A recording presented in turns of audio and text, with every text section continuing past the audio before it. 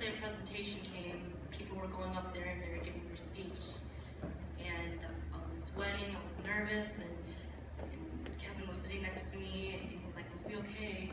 And he went up there and he talked for like 3 minutes, and like killed it, did really well. And he sat back down and he was like nudging me, he was like, "Okay, go, like just do it, just go up there and do it."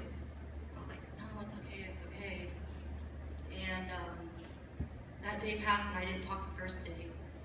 That night of, I texted Kevin and I was like, "Kevin, I can't do it, like, you know, I think I'm just gonna write a 10-page paper like that other girl did, and I'm just gonna write a 10-page paper and I'm not gonna talk in front of a crowd."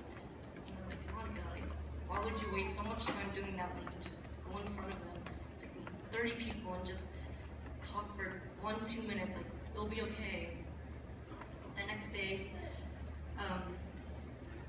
The next day, he was sitting there next to me and he was like nudging me to go. He was like, "Just do it, Monica." And it was coming to the end of the class, and I could tell he was getting mad that I wasn't going up there and talk. And so I stood up and I was like, "All right, I'll do it, Kevin." I stood up there for, I think, 20 seconds, and I was mumbling about, I don't really know what I was saying, and then I sat back down and I was sweating, and he was like, he looked at me, kind of laughed at me, and he was like, "Good job, Monica, I'm proud of you."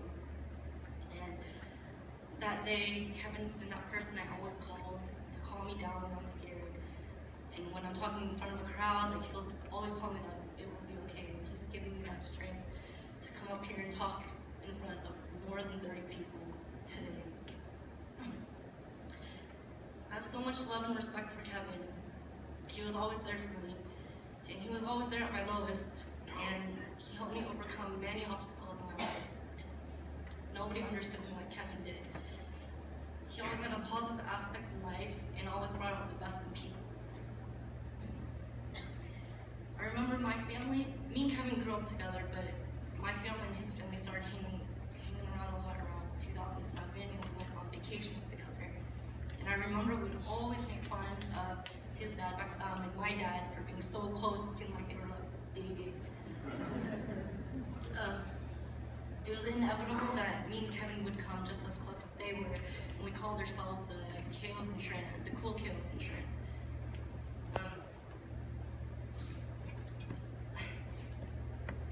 We used to hang out a lot, and we were young back then, and our dads would go get coffee, and we would just be at home. We wouldn't really have anything. We didn't have a car. We didn't have anything to do, but we always made the most of our time. We went fruit batting, and we blew up Coke bottles, and like did pranks on my older sister, like putting honey on her face. And we always found something to do out of nothing, and that's what I really loved about the Cao boys, is that they find joy in everything they do, and they're always smiling. Kevin had a contagious smile, and we all know that. And he was always the life of the party. He always welcomed everybody full-heartedly, and he put everybody's happiness before himself. Kevin's the greatest guy I've ever met. I have countless memories of him, but the last one I have of him is one of the best memories I'll hold on to. About a month ago, me and Kevin had met up outside of Yogurt Tea, our original spot we always met up at, and we sat out there talking for about 3 hours until the store had closed. And there was so much light in Kevin. He was so happy. I've never seen Kevin like this in the years I've known him. He was so moved by God, and he was talking on and on about his faith. It was different because Kevin changed and matured so much in the time I've known him. Before we parted ways, he said to me, he was like, "Monica," he's like, "before these past months, I had fun, I went to parties, I met a lot of new friends at TWU and UNT, and I made good grades." He was like, "I consider myself a good-looking guy. Like, I work out, I graduated," but he was like, "But I never felt completely happy. I felt a part of me was missing." And I was kind of looking at him, and I was like, "Okay." And then he was like, "But Monica, like, but now I can truly tell you, I've never felt so happy in my life. I feel complete, and that's because I found my faith in God." And he was like, "I can tell you that, like, I'm so happy, and you know, God has an answer to everything. God has a plan. God is always listening."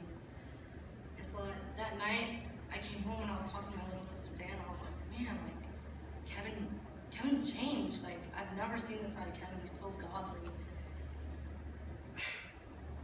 And like I was in the process of finding my faith in God as well. And Kevin was helping me. And you know, one day, someday, I'll find what he found. That happiness that he found. I want to find that as well. You know, I know Kevin's in a better place now, sitting next to God and watching over us. And Johnny's right; he's our guardian angel. And I'm beyond blessed to have gotten the chance to know him and to have him not only as my best friend, but my brother. So Kevin, I miss and I love you so much.